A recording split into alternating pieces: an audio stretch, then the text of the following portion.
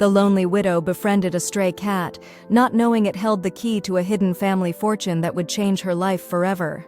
Eleanor Matthews stood at her kitchen window, a teacup clutched in trembling hands, watching the morning fog roll across her neglected garden.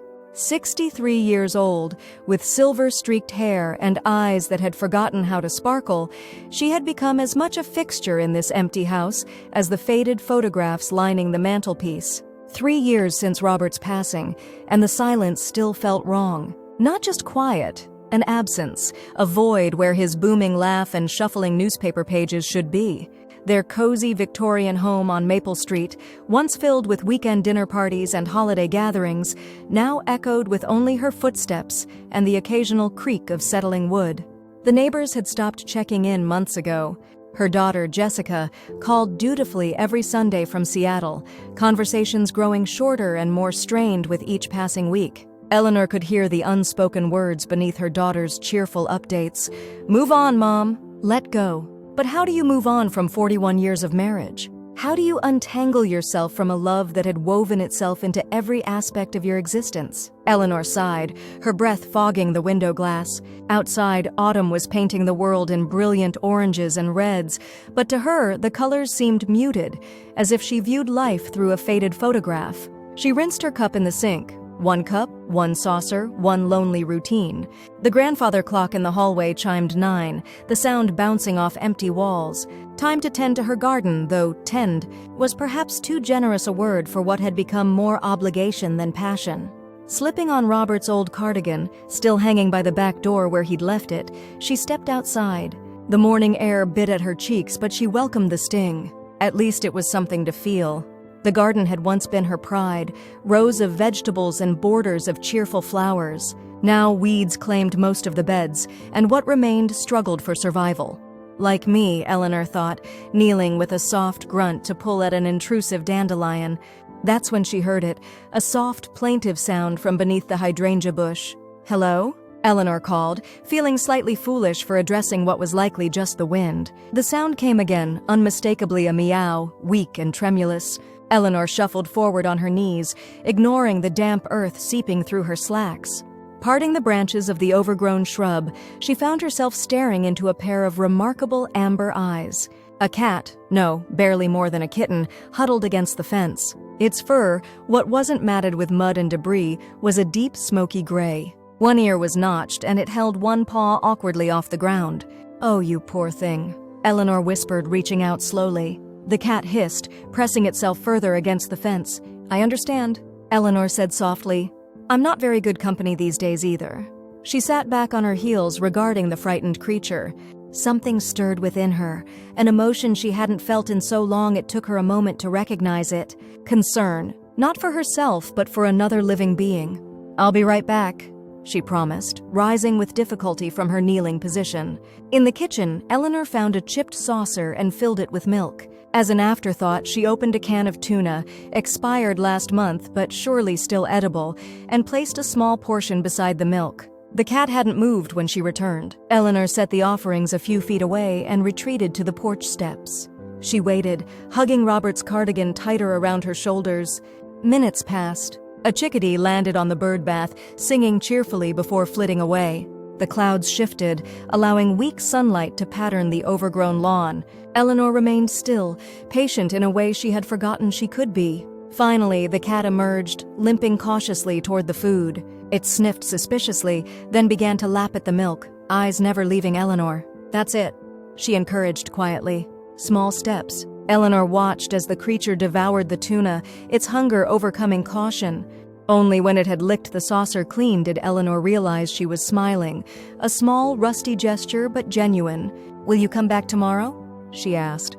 The cat stared at her with those intelligent amber eyes, then turned and disappeared through a gap in the fence. Eleanor sat alone on the steps long after the cat had gone, feeling something she couldn't quite name. Not happiness exactly, but perhaps a tiny crack in the gray wall that had surrounded her for 3 years. A possibility. The next morning, Eleanor woke before her alarm. For the first time in months, she brushed her hair properly, securing it in a neat bun instead of her usual hasty ponytail. She even put on lipstick, a pale pink that had gathered dust on her vanity. "Don't be ridiculous." she muttered to her reflection. It's just a stray cat. But she found herself hurrying through her morning routine, glancing repeatedly out the kitchen window. By 8 o'clock, she had prepared a proper plate for her visitor, fresh milk and some leftover chicken from a meal she'd actually bothered to cook for herself the night before. The cat didn't make her wait this time. It appeared the moment she stepped onto the porch, materializing from beneath the garden shed with that distinctive limping gait. "Good morning," Eleanor greeted, lowering the plate to the bottom step. The cat approached with less hesitation than before, though it still maintained a cautious distance. In daylight, Eleanor could see its condition more clearly. The animal was thin, ribs visible beneath its matted coat. The injured paw appeared swollen. "You should see a vet," Eleanor told it gently. The cat ignored her, focused entirely on the food. Eleanor settled onto the step, keeping perfectly still. "I used to have a cat, you know. Years ago before I met Robert. Her name was Minnie. Black and white, terribly spoiled. She lived to be 19. The cat's ears twitched at the sound of her voice, but it continued eating. "Robert was allergic," Eleanor continued, surprised at how easy it was to talk to this silent audience. "So after Minnie, there were no more cats. He promised we'd get one after he retired, said he'd take allergy medication. But then," her voice caught. The cat paused in its meal, amber eyes lifting to her face. "Well," Eleanor said, swallowing hard. "Plans change, don't they?" The cat finished eating and sat, beginning to clean its uninjured paw with deliberate strokes of its tongue. "Will you let me help you?" Eleanor asked, slowly extending her hand. The cat regarded her outstretched fingers with suspicion, then did something unexpected. It limped forward, sniffed her hand, and allowed the briefest touch to its head before retreating to the safety of the garden shed. Progress, Eleanor thought, feeling an unfamiliar warmth in her chest. Each day that followed established a pattern. The cat, whom Eleanor began calling Smokey for its deep gray fur, would appear at breakfast time. Each day, it allowed Eleanor a little closer, tolerated her touch a little longer. By the end of the week, Smokey was eating from a proper cat dish Eleanor had purchased from the corner store, along with cat food and a small toy mouse that remained untouched on the porch. "Mrs. Matthews? Is that you?" Eleanor looked up from where she knelt by Smokey's dish to find Diane Russell, her next-door neighbor, peering over the fence in obvious surprise. "Good morning, Diane," Eleanor said, suddenly self-conscious of her unkempt garden and the fact that she was having a one-sided conversation with a stray cat. "It's just, I haven't seen you out and about much," Diane said. "Everything okay?" "Yes, fine," Eleanor replied. "Just making a new friend." She nodded toward Smokey, who had retreated to a watchful distance at Diane's appearance. "A stray?" Diane's brow furrowed. "Be careful, Eleanor. It might have diseases." "She's just hurt," Eleanor said, surprising herself with the defensiveness in her tone. "Her paw needs attention." Diane's expression softened. "Tell you what, my sister's a veterinarian at the animal hospital on Elm. Why don't I give her a call? Maybe she could take a look at your friend there." Eleanor hesitated, then nodded. "That would be kind, thank you." After Diane left, Eleanor sat on the grass beside Smokey, who had cautiously returned to finish breakfast. "Hear that? We're getting you proper help." She reached out slowly, relieved when the cat allowed her to stroke its back. And then, well, we'll see, won't we? Doctor. Sarah Russell arrived that afternoon, a petite woman with her sister's kind eyes and a gentle manner that immediately put Eleanor at ease. Catching Smokey proved challenging, but with patience and a trail of treats, they managed to coax the cat into a carrier. "She's a girl, Doctor," Russell confirmed after examination in Eleanor's kitchen. "About a year old, I'd say. The paw is infected from a puncture wound, but with antibiotics it should heal nicely. She's undernourished but otherwise healthy." "No microchip?" Eleanor asked, watching as the vet wrapped Smokey's paw. "No identification at all. She's likely been on her own for some time, Doctor." Russell handed Eleanor a small bottle of pills. "Twice daily with food, and she should stay inside while recovering." After the vet left, Eleanor found herself staring at the carrier. Smokey stared back, her amber eyes unreadable. "Just until you're better," Eleanor told her, unlatching the carrier door. Smokey darted out and disappeared under the sofa. Eleanor sighed. "Fair enough."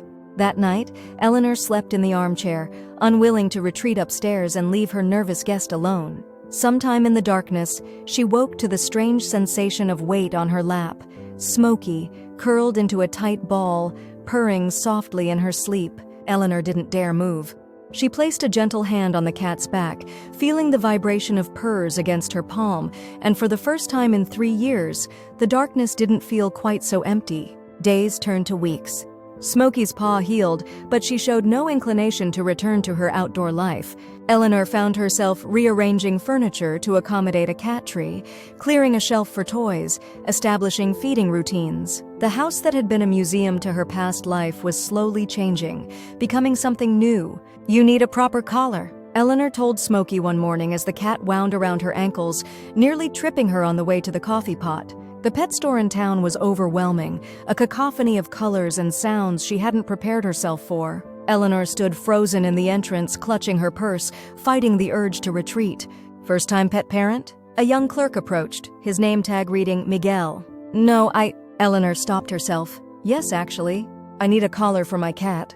Miguel's enthusiastic guidance led her through the store. Eleanor left with not just a collar but a proper bed, higher quality food, interactive toys, and a cardboard scratching post that Miguel insisted was every cat's dream. "You've adopted quite the princess," he teased as he rang up her purchases.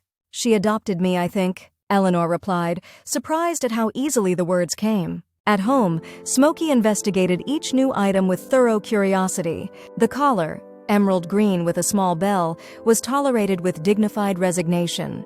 The bed was thoroughly sniffed, then ignored in favor of Eleanor's lap. The scratching post, however, was an immediate success. "See? Miguel knows his business," Eleanor told Smokey, laughing as the cat attacked the cardboard with enthusiastic vigor. Laughing. The sound startled her. When had she last laughed out loud? That evening, when Jessica called for their weekly check-in, Eleanor found herself eager to share news of Smokey. "You got a cat?" Jessica's surprise was evident even through the phone. "She got me, more accurately," Eleanor explained, watching as Smokey batted a toy mouse across the kitchen floor. That's wonderful, Mom." Was that relief in Jessica's voice? "I've been worried about you being alone in that big house." "I'm managing," Eleanor said, the old defensiveness creeping in. "I know you are. Jessica paused. "Dad would be happy you have company." The mention of Robert didn't sting as expected. Instead, Eleanor found herself nodding. He would have sneezed terribly, but yes, he would have approved.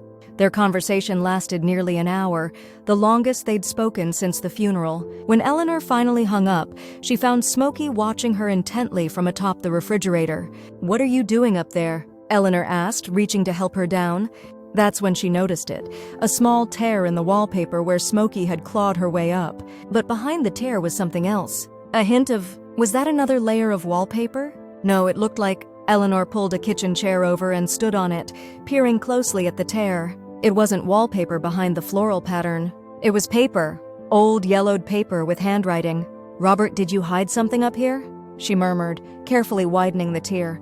Using a butter knife from the drawer, Eleanor gently pried away more of the wallpaper, revealing what appeared to be an envelope taped to the wall. With trembling fingers, she worked it free. The envelope was addressed simply, "To my heart's keeper," Robert's handwriting. Eleanor sank onto the chair, envelope clutched to her chest. Smokey jumped into her lap, purring loudly, amber eyes fixed on her face. "Did you know this was here?" Eleanor whispered.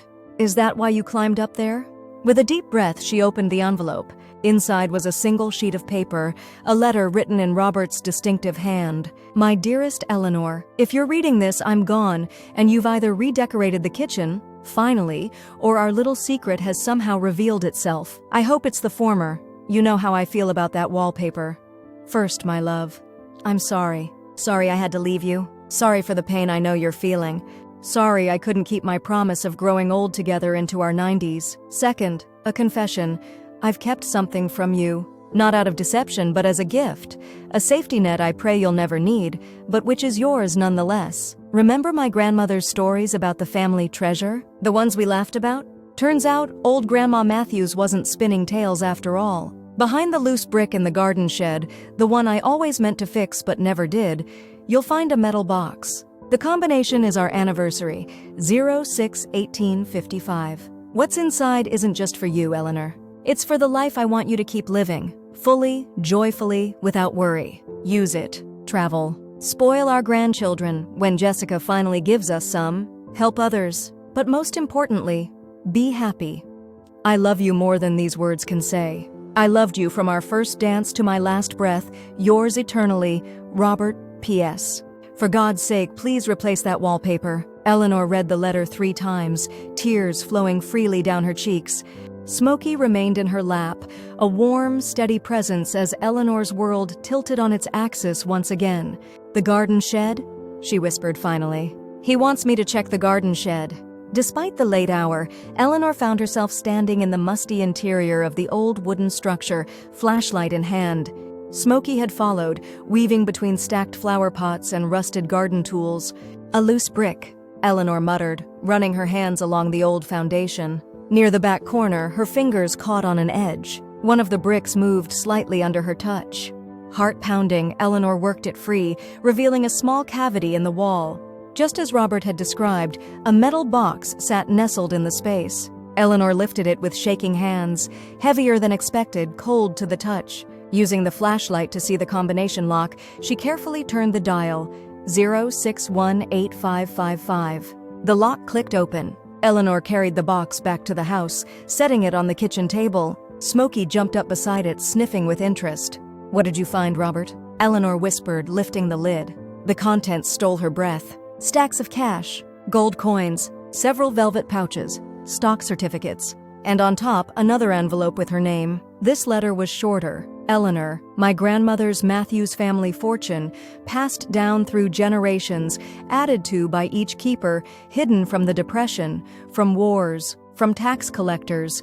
Forgive me this one small sin. The family attorney has details. His card is enclosed. Approximately $2 million in total, my love. Enough for you to never worry about a thing. Live beautifully, Eleanor.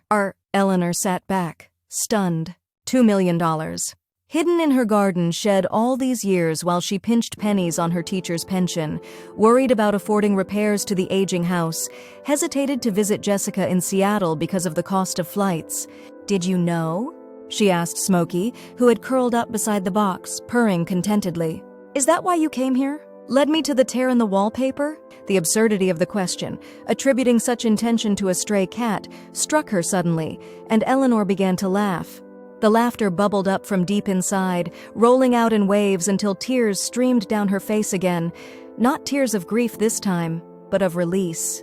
Smokey watched her with those intelligent amber eyes, tail twitching, as if sharing in some private joke. When Eleanor finally caught her breath, she reached out to stroke the cat's soft fur. "Well, Ms. Smokey, it seems we both got lucky finding each other." The next morning, Eleanor called the attorney listed on Robert's card, Mrs. Matthews. Albert Thornton greeted her warmly. "I've been waiting for your call for quite some time. You knew about this." "Inheritance?" Eleanor asked. "Robert set everything up about 5 years ago, when his health first began to decline. He wanted it to be a surprise. His words were a treasure hunt for Eleanor when she's ready." The attorney paused. "He loved you very deeply, Mrs. Matthews." "Yes," Eleanor said softly. "Yes, he did." The meeting at Thornton's office confirmed everything. The Matthews family fortune, accumulated over generations, carefully invested and grown, was now entirely hers. As the attorney explained various options for managing the wealth, Eleanor found her thoughts drifting to possibilities she hadn't considered in years. "Mrs. Matthews?" Thornton's voice brought her back. "Do you have any immediate plans for the funds?" Eleanor thought of her faded house with its peeling wallpaper, of Jessica in Seattle, who had invited her to visit countless times, of the community center where she had once volunteered, now struggling for funding. "Yes," she said firmly. "I believe I do." Spring came to Maple Street, bringing transformation. Eleanor's Victorian home gleamed with fresh paint, not the same white it had been for 40 years, but a cheerful yellow with blue trim that made neighbors slow their cars as they passed. The garden, once neglected, now flourished with new plantings and a small fountain where birds gathered to splash. Inside, the house had been thoroughly renewed. Gone was the outdated wallpaper, replaced with warm, inviting colors. New furniture mixed with cherished antiques. Photos of Robert still held places of honor, but they were now joined by new images. Eleanor with Jessica and her husband in Seattle, Eleanor with the volunteer group at the community center, Eleanor holding an oversized check for the animal shelter where Smokey had received her care, and throughout the house, evidence of its newest resident, cat toys tucked in corners, a plush bed in the sunniest spot in the living room, and most importantly, a properly installed cat door that allowed Smokey to come and go as she pleased. "She still prefers to sleep with me," Eleanor told Diane over tea in the newly renovated kitchen. "Even with all those fancy beds I bought her. Animals know good people when they find them," Diane said, watching as Smokey groomed herself on the window seat. "I still can't believe she led you to Robert's letter. It's like something from a movie." Eleanor smiled. "I don't know if she meant to show me or was just being a curious cat, but I do know she changed everything by coming into my life." "You changed things yourself," Diane corrected gently. "The money helped, of course, but you were ready to start living again. Smokey just gave you a nudge." Later, as evening settled over the garden, Eleanor sat on her new porch swing, Smokey curled beside her. The cat wore her emerald collar proudly now, with a new tag that read, "Smokey Matthews, Treasure Hunter." "Robert would have loved you," Eleanor told her, scratching behind her notched ear, though he would have been sneezing constantly. From inside came the chime of her phone, Jessica, FaceTiming to show off the guest room being prepared for Eleanor's visit next month. Beyond that, plans for a Mediterranean cruise in the fall, a holiday trip to the mountains with Jessica and her husband. Life, unfolding in ways Eleanor couldn't have imagined 6 months ago. Smokey stretched and yawned, then settled more comfortably against Eleanor's side. "Thank you," Eleanor whispered, gazing out at her blooming garden as twilight painted the sky in watercolor hues of pink and gold, "for finding me when I was lost." The cat began to purr, a gentle rumble against Eleanor's hip. In the growing darkness, its amber eyes seemed to glow with something like understanding. Some might call it coincidence, a stray cat, a torn wallpaper, a hidden letter. Eleanor knew better. Sometimes the universe sends exactly what you need in the most unexpected package. Sometimes treasure isn't what's hidden in garden sheds, but what walks through your garden gate on 4 paws and teaches you how to live again. Eleanor Matthews, no longer the lonely widow, scratched under Smokey's chin and smiled at the stars appearing one by one in the darkening sky. Robert had left her a fortune, yes, but the true gift had come in the form of a limping gray cat who had led her back to herself. And that, Eleanor knew, was the greatest treasure of all.